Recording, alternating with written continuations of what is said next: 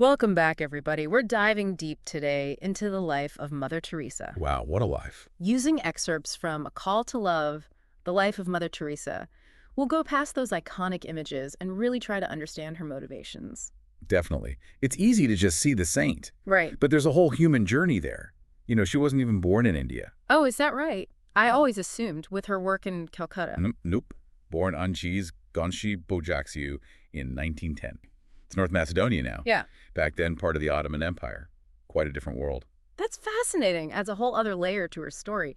So how did a girl from the Ottoman Empire end up so deeply connected to India? Well, her family was super devout. And her father, Nicola, was a businessman, instilled a strong work ethic. Makes sense.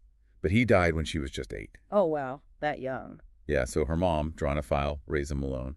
But she was deeply religious too, and always helping those in need. So even with their own hardship, that value of service was always there? Absolutely. You can see how it shaped Mother Teresa. And then at 18, she joins the Sisters of Loreto in Ireland, becomes Sister Mary Teresa. Sister Mary Teresa. It's like a whole new identity. Right, like stepping into a destiny. And in 1929, she's sent to Calcutta to teach at St. Mary's High School for Girls. Okay, so that's the Calcutta connection. Yep, she loved teaching. But the poverty outside the convent walls, it really troubled her. I can imagine. Must have been a constant contrast. Exactly. So she's wrestling with this. And then in 1946, she's on a train to Darjeeling. A train journey.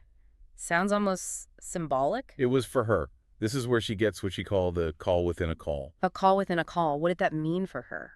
It was like this intense spiritual experience. She felt God was telling her to leave the convent and dedicate herself completely to the poorest of the poor. So not just charity from afar, but actually living among them? Right. Immersion in their world. Sharing their suffering. That was her calling. Wow. That takes a lot of courage. What did she do after that? She got permission from the Vatican, and then in 1948, left the Sisters of Loreto, became an Indian citizen. Imagine that. Just completely changing your life. She started by opening a school in the slums, caring for the destitute, the starving. Wow, just diving right in. Yeah, like she was building a bridge between her old life and this new calling. But that was just the beginning. 2 years later, she founded the Missionaries of Charity in 1950. The Missionaries of Charity. Yeah, that's what she's known for. But what was so unique about their mission? It was all about serving those who felt completely abandoned. Abandoned. Yeah, like forgotten by society. The bookless, the hungry, the naked, the homeless, the crippled, the blind, the lepers. It's powerful, right? It is so many forms of suffering. It wasn't just poverty she was focused on. No, it was deeper than that. It was about seeing the dignity in everyone, no matter their condition. And she started this whole organization with only 13 members. Yeah, just 13. But that compassion, that belief in each person's worth, it spread like wildfire. It did. They ended up with hospices, orphanages, leper houses, all across India and the world. It's incredible how that small start grew into a global movement. It really makes you think. Even our small acts of kindness can have a ripple effect. I love that. It's not about waiting for some grand opportunity, but what we can do right now. Exactly.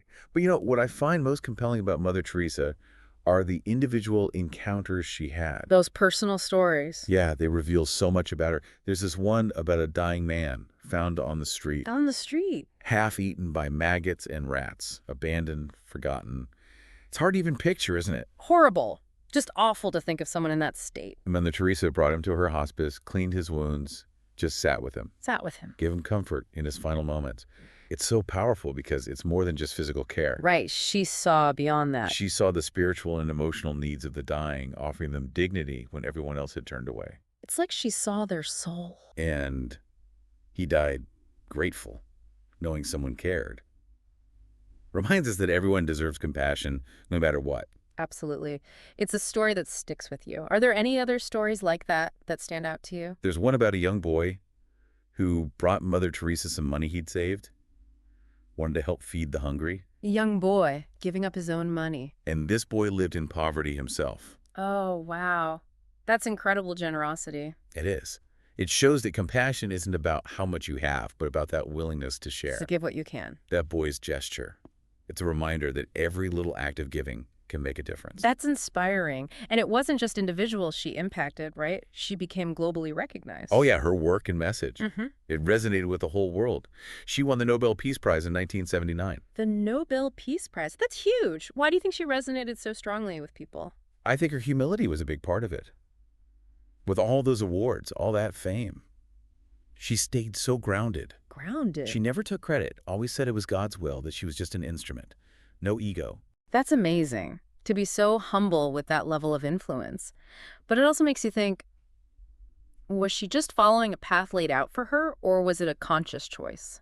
That's a tough question. Yeah. I think it's probably a bit of both. Cool. She clearly felt that calling, that spiritual pull. But she also chose day after day to answer it. So it wasn't just faith, but actively choosing compassion in each moment. Exactly. She didn't just talk about it, she lived it. Yeah. And she kept going until her death in 1997. 1997. And even then, her legacy kept growing. Pope Francis declared her Saint Teresa of Calcutta in 2016. Sainthood. That's a powerful statement. What do you think it says about her lasting impact? Does it solidify her as a role model even for people outside the Catholic Church? I think it does, yeah. Her becoming a saint, it shows how her message goes beyond just one religion. It does, doesn't it? It's about the human spirit. It is. She challenged us to see that spark of God in everyone who's hurting, to see their dignity no matter what. That's something we can all connect with. So as we wrap up this deep dive into her life, what are the big takeaways for our listeners? It's easy to feel inspired, but how do we actually put that into action? Well, I think the core message is about selfless service.